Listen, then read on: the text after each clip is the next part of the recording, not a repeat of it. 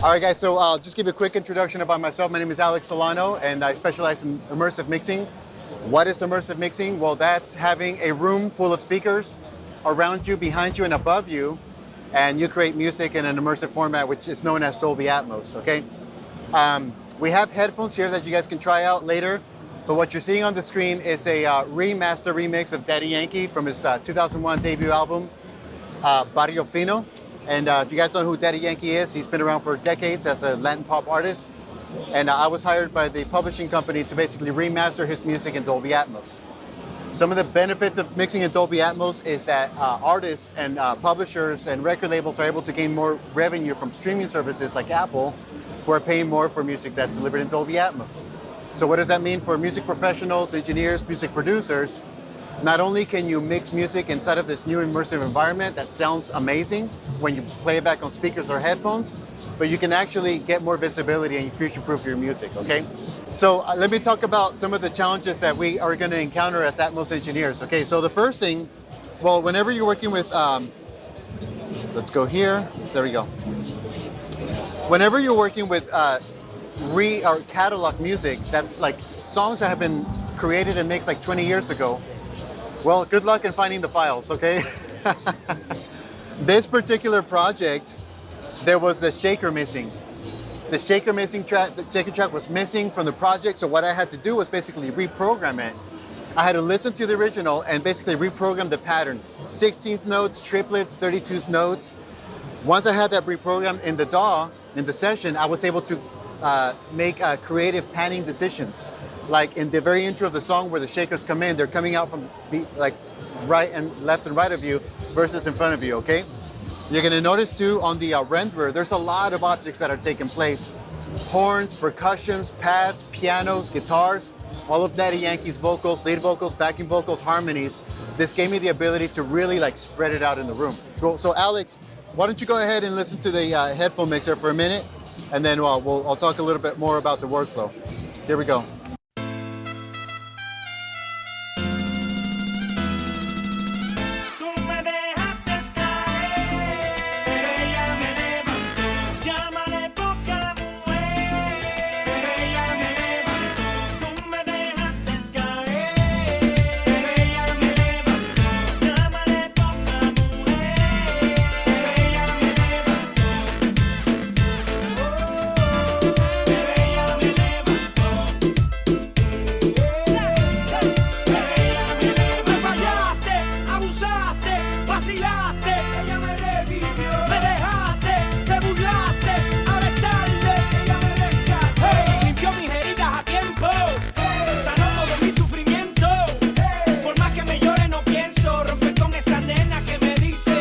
So what do you think?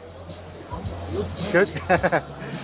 And that's, right now we're just streaming in binaural playback, right? Okay. So let's talk about identifying some instruments and how to be able to spread them in a room. Well, there's an instrument here which is a horn, and let me go ahead and enable the name. All right, so brass. Okay, so one thing that I did inside of this project is use an object template. So that basically means that way back here in the bottom, I have these auxiliary tracks. Front aux is panned to the left and right speakers. Center aux is panned to the center speaker. White aux is panned to where the white speakers would be, which for you guys, this is a trick. This value needs to be set at 58, and that fixes the panning position to white speakers in a 916 setup or 914 setup. One more time, sorry, I missed that. Sure. So the white channels in a room setup, yes. You change the panning to 58.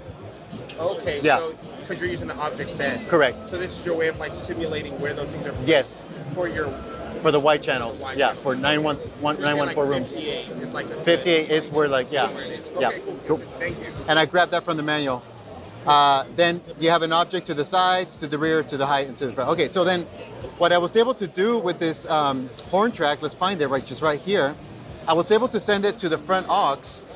So whenever I'm playing that, it just basically goes directly to the left and right speakers. But then I used an aux send and also sent it to the high front aux. And then I also sent it to the wide aux. Okay. And so you have no issues with like phasing? No, not if the room is tuned and calibrated, there's no phasing issues, yeah.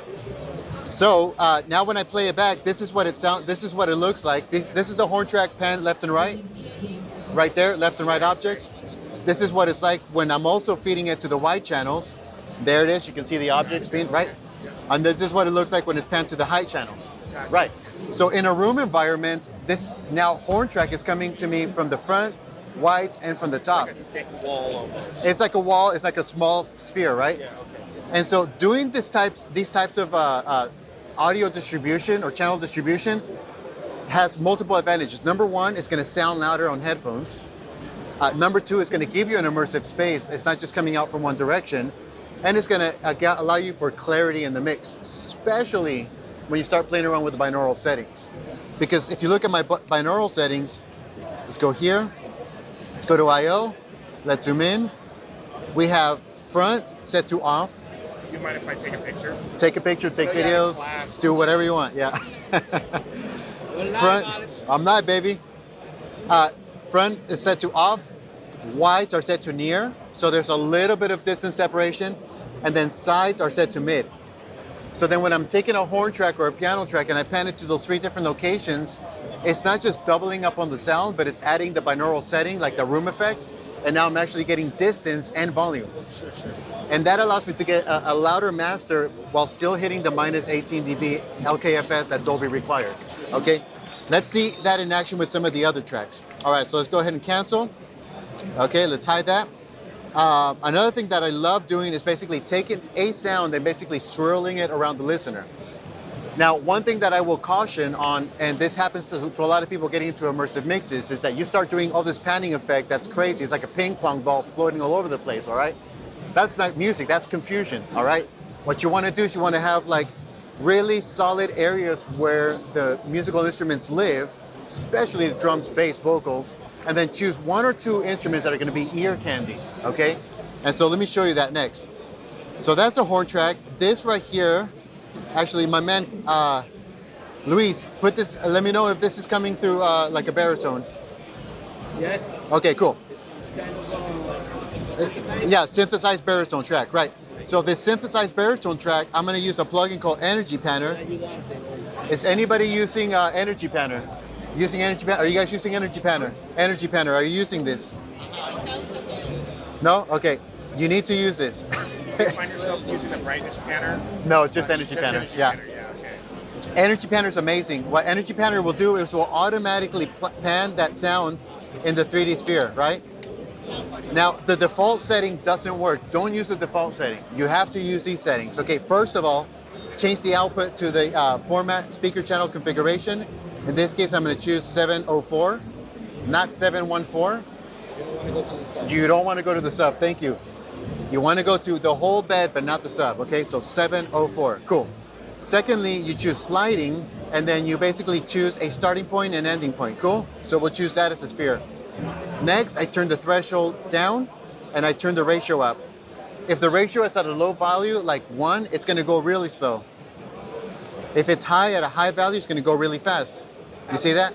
Yeah, so you got to play around with that. Quick question. Question. In regards to speed of translation, so what do you find?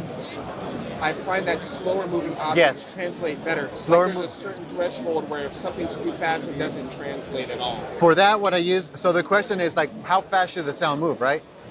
The brain automatically detects slow moving objects or sounds like as a threat. Okay, so if you just think about the human hearing, whatever your periphery can see is what you're paying attention to. If you hear somebody over here, like loud, it's gonna grab your attention, right? So you don't want to do that to the listener like unintentionally. You wanna be intentional about it. So a low ratio like 1.5 or 2 works great for being able to slowly modulate a sound around the listener and slow the attack. So it doesn't happen right away, okay? So if I play this, it's gonna slowly move around the listener. Alex, go ahead and put on the headphones and then you can listen to what this sounds like. There we go. All right, so that's at 1.8. Now let me play that back at a higher ratio. Yeah, so it's much faster and more confusing, right? Cool, so let's go ahead and check out the vocal tracks now. Okay, so we have Daddy Yankee's lead vocals. That's gonna be panned to the front channels, left and right, where basically the drums and the bass are gonna be. Now, I haven't been experimenting. I did this over 2 years ago now. As of recently, what I've been experimenting with great results is by putting the the vocal in the listener position. Why? Because then as you tilt your head, the vocal is always there Wow, that's interesting. in the center. Yeah. Now that only works if you have a mono track or if you fold it down to mono with no effects. Because when you pan it to the left and front channels like this, it's always coming there. You do this and it's like over there somewhere. But if you pan the vocal to the center, you do this and it's everywhere, you know? Crazy. You look around and it's always right there, you know?